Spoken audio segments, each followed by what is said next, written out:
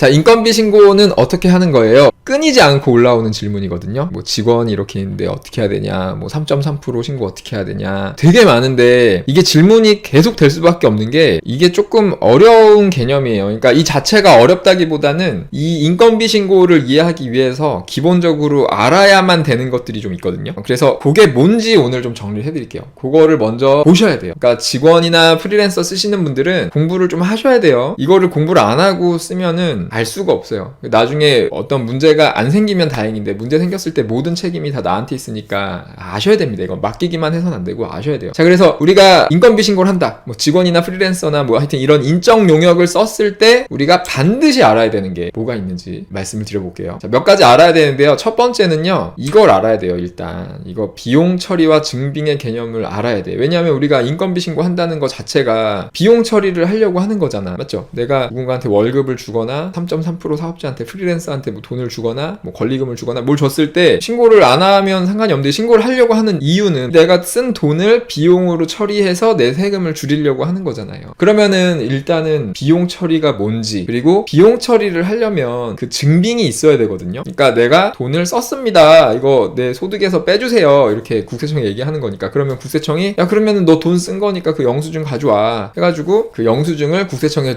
보여줘야 되는데, 국세청에서 이제 정식으로 인정해주는 그런 영수증들이 있죠. 그래서 이런 증빙에 대한 이해가 먼저 필요해요. 그래서 원래는 이제 내가 돈을 썼으면 정규 증빙을 받아서 비용 처리를 하면 되는 건데, 문제는 뭐냐면 이런 인적 영역을 썼을 때, 직원이나 프리랜서를 썼을 때는 이게 되게 애매한 거예요. 이 영수증을 못 받거든요. 그래서 이제 우리가 알아야 되는 게 이제 많이 들어보신 원천세, 그리고 대부분 잘 모르시는데 너무너무 중요한 지급명세서, 이게 어떻게 보면 정규 증빙이거든요. 그래서 요 개념을 알아야 되고, 근데 이 원천세와 지급명세서를 반드시 알아야 되는데, 이 개념을 이해하려면은 요걸 알아야 돼요. 소득의 종류. 이 소득의 종류를 모르는 상태에서 원천세와 지급명세서를 이해할 수가 없거든요. 왜 그런지 오늘 설명을 드릴게요. 그래서 소득의 종류도 알아야 되고, 그 다음에 소득의 종류가 이제 소득세법에서 나오는 그 소득의 종류를 얘기하는 거니까 소득세법을 좀 알아야 돼. 거기에서 이제 종합소득세 정리해 놓은 거 있죠. 그걸 좀 알아야 돼요. 그래서 기본적으로 종합소득세를 좀 이해를 해야 소득의 종류를 알고, 소득의 종류를 알아야 원천세 지급명세서를 좀 아니까, 이제 인건비 비용 처리 하려 그러면 뭐 비용 처리와 증빙의 개념도 있어야 되고, 소득세도 이해해야 되고, 소득의 종류도 알아야 되고, 그래야 원천세와 지급명세서를 이해할 수 있으니까 이게 어려워지는 거예요. 설명도 어렵고. 그래서 오늘 요 개념을 설명을 드릴 거고, 그 다음에 우리가 인건비 신고할 때 꼭 알아야 되는 게 이제 4대 보험도 많이 여쭤보시는데, 이거는 오늘은 설명 안 드릴 건데 일단 알아야 되고, 그 다음에 또 알아야 되는 게 근로기준법인데, 일단은요, 제가 여기에 있는 이 내용들을 사실 정리를 다 해놨어요. 어떻게 해놨냐면, 제가 이제 사업자들이 알아야 되는 세금, 회계, 노무, 마케팅 이렇게 4가지를 카페에 이렇게 한 페이지에 총정리를 해놨거든요. 근데 여기에 노무 0번을 보시면 여기에 직원이나 프리랜서 쓸 때 꼭 알아야 할 것 해서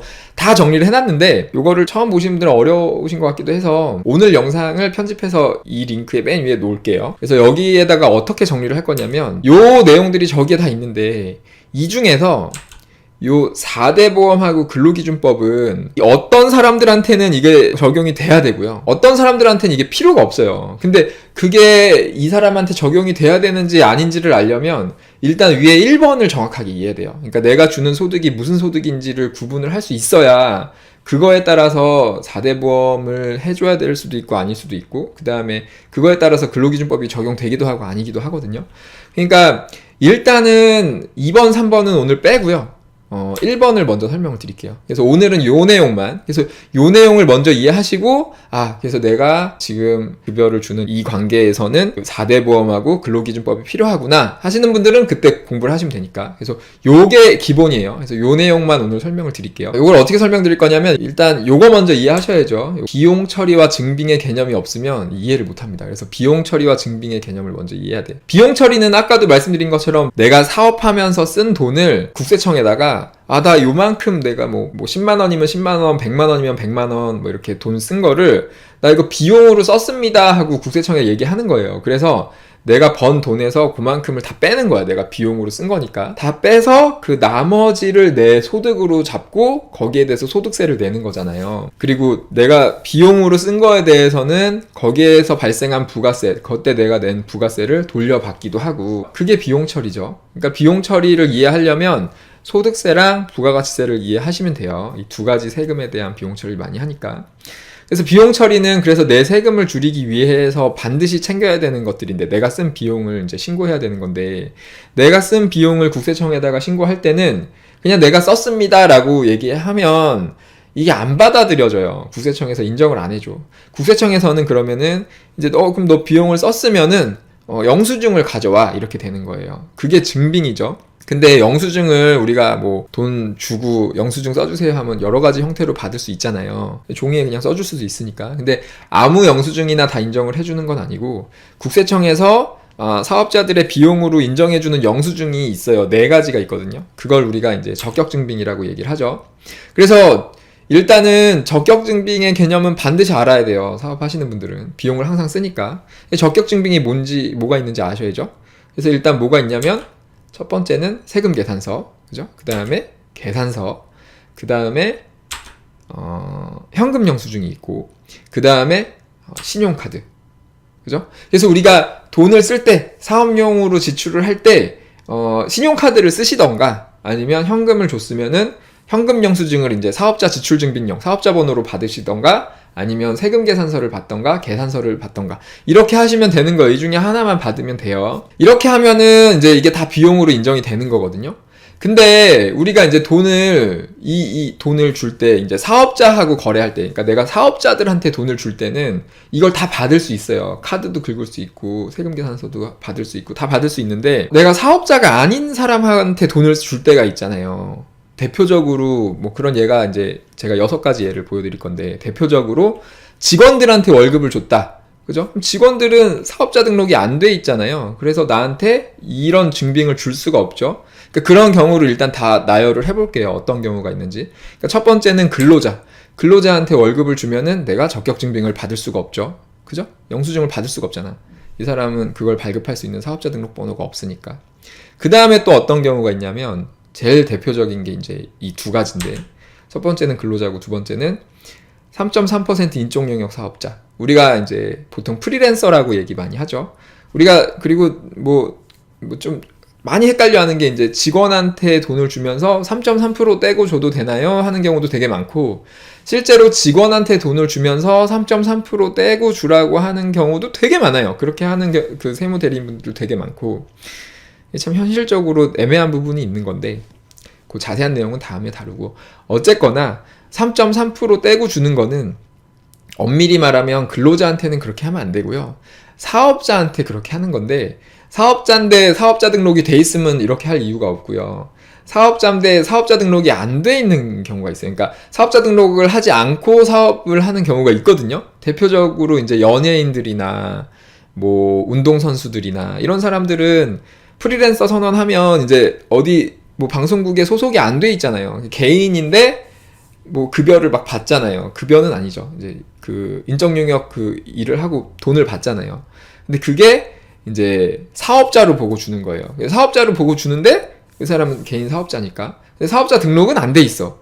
그럴 때 이제 사업자 등록이 돼 있으면 당연히 세금 계산서 끊어주면 되는데, 사업자 등록이 안 돼 있기 때문에 이제 우리가 3.3% 인적 영역 사업자로 따로 구분을 하는 거죠. 그래서 이런 경우가 이제 대표적이고, 그 다음에 우리가 돈을 빌리고 거기에 대해서 이자를 줄 수도 있잖아요. 그죠? 이자를 준다. 근데 이자를 이제 개인한테 줄 때는 뭐 개인한테 영수증을 또 받을 수 없는 경우가 생기는 거죠. 그 다음에 내가 회사를 운영하는데, 뭐 일반 개인 사업자들이야 뭐 이런 경우가 별로 없지만, 이 배당금을 줄 수도 있어. 우리 주식을 갖고 있는 사람들한테는, 우리 회사의 주식을 갖고 있는 사람들한테는 배당금을 줄 수 있잖아요. 그럼 배당금을 줄 때 그 배당금을 받은 거에 대한 영수증을 내가 또 받을 수가 없잖아요. 이럴 때.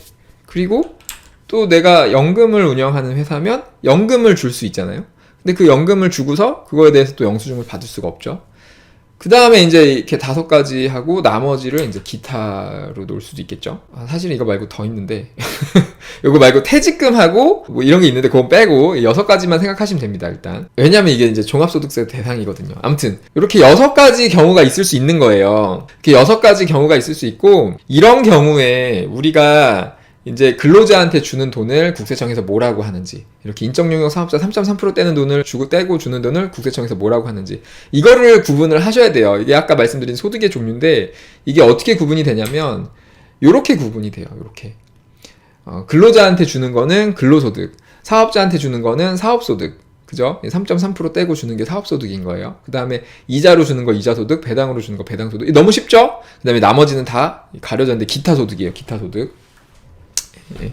그래서 그러니까 이거를 구분을 하셔야 돼요. 내가 누군가한테 돈을 준다. 근데 이 사람이 사업자면은 아까 말씀드린 4가지 증빙을 받으면 돼. 세금 계산서나 계산서나 현금 영수증, 신용카드를 받으면 되는데 만약에 이 사람이 사업자가 아니야. 그러면 내가 이 사람한테 돈을 주면서 그 영수증을 못 받으니까 이런 경우에는 사업자 등록을 내가 해놨으니까 내가 증빙을 발급하는 거야. 내가 영수증을 끊어주는 거야. 돈을 준 내가. 그게 뭐냐면 그게 지급명세서예요. 내가 지급을 했다는 그런 명세서인데 이 지급명세서를 끊어주는 거예요. 그러니까 증빙을 돈을 준 내가 발급을 하는 거죠. 영수증을 내가 발급하는, 돈을 내가 주고 내가 발급하는 게 지급명세서다. 뭐 이렇게 이해하시면 됩니다.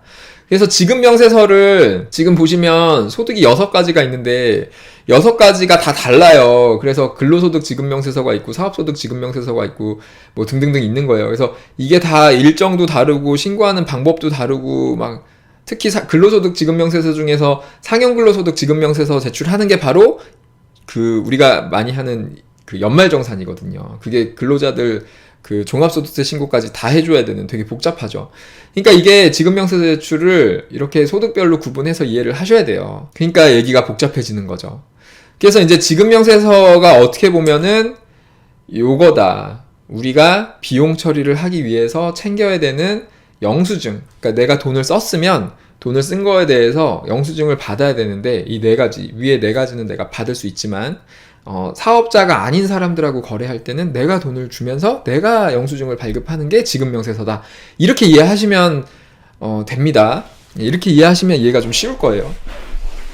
그 다음에 근데 이제 이게 사실 그래서 지급명세서가 굉장히 중요한 건데 저도 잘 몰랐고 여러분도 이렇게 얘기하다 보면 다 잘 모르세요. 이게 반드시 제출이 돼야 되는 거고요. 근데 우리가 이거 말고 잘 아는 건 이제 이거잖아요. 원천세. 그죠? 아니 인건비 신고하면은 원천세 신고하면 되는 거 아닌가? 이렇게 알고 있는 경우가 되게 많은데 전혀 아니에요. 원천세는 전혀 상관이 없습니다. 원천세는 인건비 신고하는 거 아까 말씀드린 거랑 상관이 없어요. 아까 그 지급명세서가 중요한 거고 원천세는 뭐냐면 원래는 우리가 소득이 생기면 소득세를 내야 되잖아요. 우리가 돈을 벌면 소득세 다 내야 되잖아요. 근데 이 6가지 소득을 사업자가 없는 사람들이 받을 때는 일단은 나중에 이제 이 소득에 대해서 자기가 다 신고를 따로 해야 되는데 종합소득세 신고할 때 해야 되는 경우도 있고 안 해도 되는 경우도 있거든요. 그래서 일단은 요 소득을 사업자가 주잖아요. 그래서 이게 제도가 어떻게 되어 있냐면 이 6가지 소득을 이제 사업자가 어떤 개인한테 줄 때는 그 돈을 받는 사람의 입장에서 이게 소득인 거니까 그 받는 사람의 입장에서의 그 소득세를 그 사람이 나중에 그냥 다 내는 게 아니고 돈을 주는 시점에서 돈을 주는 사람이 미리 계산을 해가지고 원천징수를 해가지고 그거를 미리미리 내라 이렇게 제도를 만들어 놓은 거예요. 그래서 이 6가지 소득에 대해서는 우리가 돈을 줄 때 원천세를 내야 돼요. 그러니까 돈을 지급할 때 그 받는 사람의 세금을 미리 계산해서 원천징수를 해야 돼요. 근데 그 원천세 계산하는 방법이 다 달라요. 소득마다.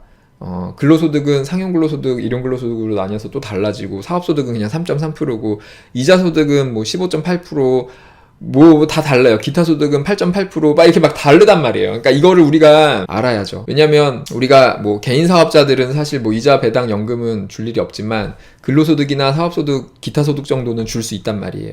그래서 요 정도 이제 구분을 하고 각 소득에 대한 원천세는 어떻게 계산을 하는 건지, 어떻게 징수하는 건지, 그 다음에 지급명세서는 어떻게 제출하는 건지 이런 걸 다 이해를 하셔야겠죠. 그래서 요 개념을 먼저 이해를 하셔야 돼. 지금 설명드린 개념을 이해하셔야 인건비 신고가 얘기가 될 수 있는 거예요. 그래가지고 오늘 이제 꼭 알아야 할 것, 인건비 신고, 인적용역을 쓸 때, 인건비 신고를 할 때 꼭 알아야 할 것 이렇게 첫 번째로 해서 정리를 해드렸는데 첫 번째가 이제 비용 처리와 증빙, 그리고 원천세와 지급명세서, 소득의 종류, 종합소득세 이렇게 했는데 아시겠죠? 비용 처리가 뭔지 다 아시겠죠? 그리고 증빙이 뭔지도 아시겠죠? 원천세 뭔지 아실 거고 지급명세서 제가 다 앞에서 지금 다 자세히 설명드렸잖아요. 그리고 소득의 종류도 6가지만 말씀드리긴 했는데 아시겠죠? 이렇게 6가지 소득을 이해하면 되고 그 다음에 종합소득세 뭔지는 설명 안 드렸는데 아셔야 됩니다.